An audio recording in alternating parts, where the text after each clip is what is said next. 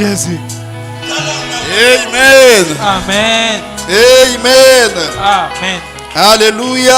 Amen. Ah, mettez-moi mi lolo à bien. Gloire à Dieu. Amen, amen, amen, amen, amen, amen. Amen. Que ça moninga no beauté, y a bien, y a bien, y a bien, y a bien, y a bien, y a bien. Y a bien. Y a bien.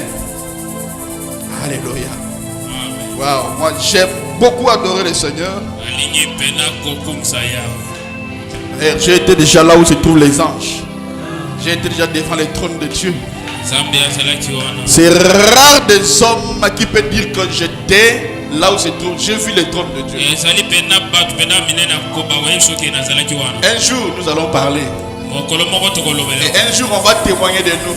Voilà pourquoi notre église c'est l'église de Jésus-Christ de Nazareth. C'est celui que moi j'ai vu devant le trône, il était là. Amen. Il y avait des anges qui chantaient Saint et Saint et Saint. Il y avait un frère qui venait du monde qui était à côté. Il regardait comment les anges louaient le Seigneur. Et du coup moi aussi, habillé aussi en blanc, j'ai commencé à les louer. Merci Jésus. Alléluia. Ça, c'est un grand témoignage pour nous. Un jour, on parlera de moi. Un jour, les gens vont écrire des livres. Les gens vont témoigner. J'ai béni Dieu d'être dans notre génération, dans cette génération. Amen, amen. Wow, j'ai béni vraiment le Seigneur. Gloire à Dieu. Alors sans plus tarder, nous allons lire la parole du Seigneur. Merveilleux Jésus, nous t'aimons ici. Amen. Nous sommes là pour témoigner des choses que tu fais. À tout moment. Amen. Et montre aux gens que tu es réel. Mon Dieu est réel. Amen, amen.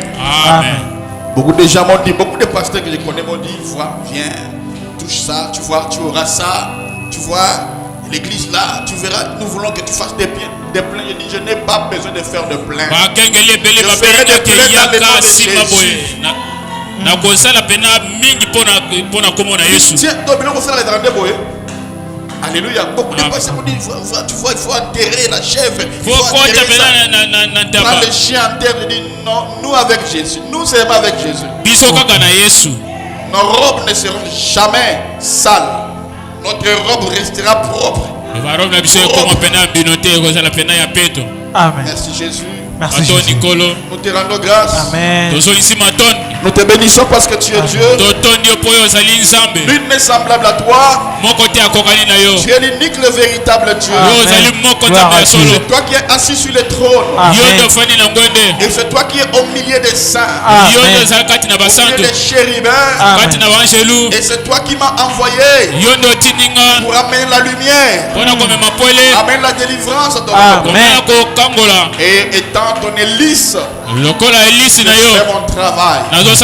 Bénis chaque personne qui est venue dans la prééminence ici, dans la domination. Bénis chaque personne au nom de Jésus. Amen. Amen. On va lire la parole du Seigneur. Juge chapitre 3, Juge chapitre 6, du verset 3 jusqu'au verset 6.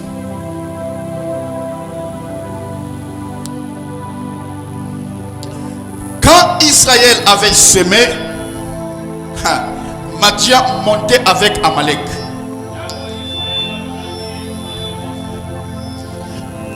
Et les fils de l'Orient, ils marchaient contre lui. Donc Israël là met ton nom. Continue du travail. La nuit, les Amalek viennent pour détruire ou ravager. Amen. Amen. Quand Israël avait semé, Madian montait avec Amalek et les fils de l'Orient. Ils marchaient contre lui et ils campent en face de lui. Ils détruisaient tout. Ils détruisaient leur production du pays jusqu'à vers Gaza.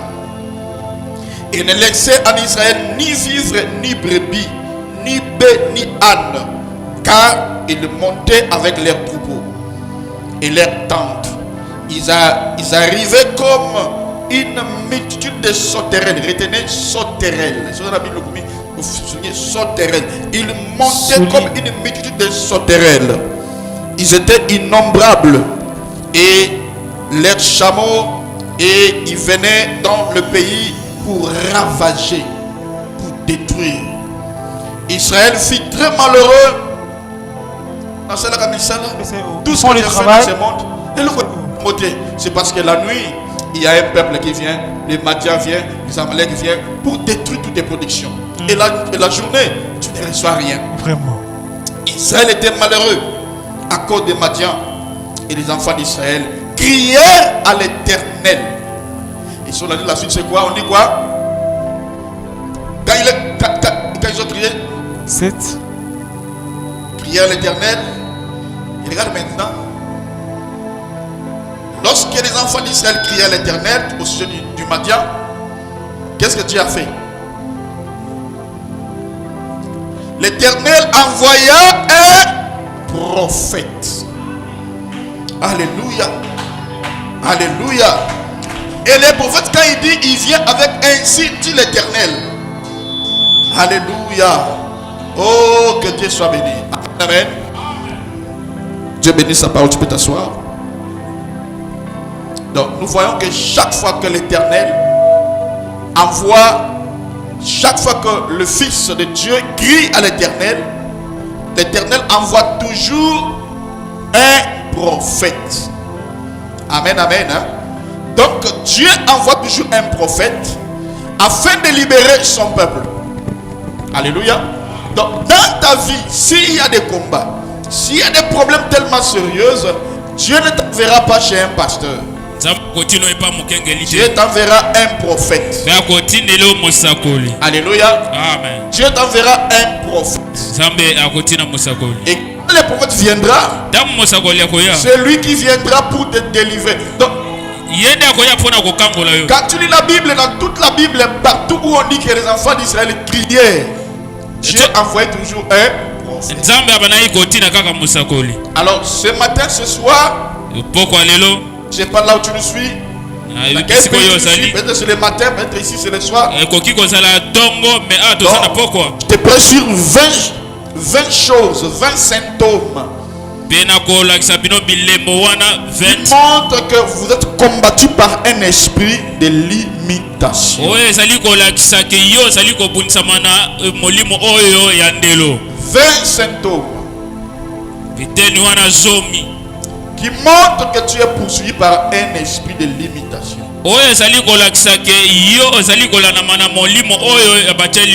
Voilà pourquoi il dit il faut toujours cahier na yo na bic na yo parce que esuka yo. Amen. Hein? Amen. 20 symptômes qui va te montrer, quand tu les liras, tu diras ah effectivement ça moi je me retrouve ici. C'est que ah d'ailleurs bagate dans des limités. Alléluia. Amen. 20 symptômes.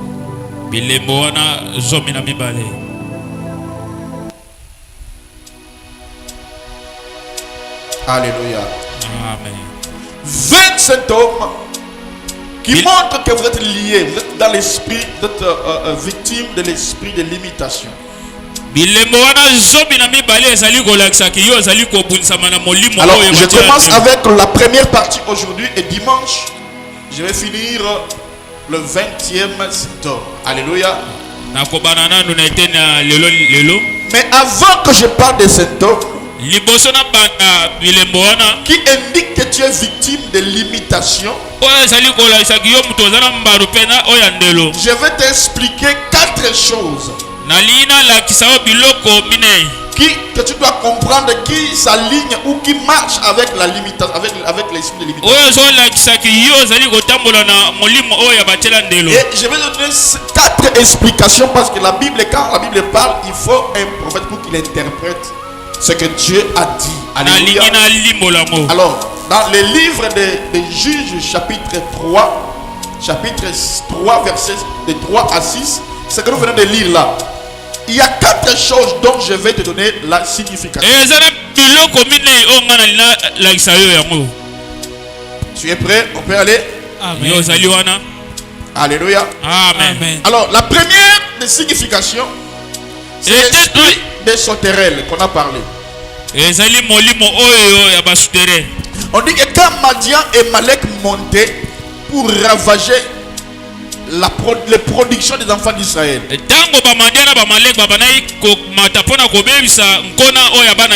Israël s'aimait. Mais la nuit, les Amalek venaient pour détruire les productions, leurs semences. Et la Bible dit qu'ils venaient comme des sauterelles. Mais c'est prophétique. Quand on parle des sauterelles, c'est quoi les sauterelles? Prophétiquement, les sauterelles, c'est l'esprit de sécheresse. C'est un esprit de sécheresse qui vient pour ravager. C'est l'esprit de sécheresse. Et c'est aussi l'esprit ravageur. L'esprit des sauterelles, c'est un esprit qui vient pour ravager. Un esprit qui vient pour prendre ce que vous avez. Ça c'est vrai. Et c'est comme ça que quand les sorciers veulent vous ravager, ils peuvent vous envoyer des sauterelles, des souris. Alléluia. Amen.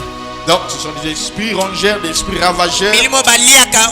Leur but c'est pour amener la sécheresse. Il faut prier. Alléluia. Et vous allez voir dans la malédiction de Dieu, Dieu dit: je te rendrai les années qu'on a dévorées. Les Gélec, les Asiles, les Gazam, ma grande armée des sauterelles que j'ai envoyées contre vous. Parce que toutes sortes d'animaux cités là, ce sont des types ou des différents types de sauterelles. Donc quand tu rêves, tu vois des sauterelles, c'est que tu as l'esprit de sécheresse, et maintenant quand Dieu dit ça, écoutez-moi très bien. Pour que vous entrez dans la parole, dans l'esprit de la parole que je te donne maintenant, écoute-moi. Les Gélec, c'est le genre d'insecte qui mange la sémence. J'insiste. Quand vous venez, il y a qu'un cahier na stylo pour apporter un support pour prendre une note. Ici, c'est l'université de Dieu. Amen. Vous voyez que vous comprenez des choses que vous n'avez jamais compris. Alors, il faut tu dois prendre note pour que ça puisse t'aider. Tu grandiras, c'est quand tu viens à l'église. Et quand tu rentres, tu étudies ce que tu avais eu à l'église.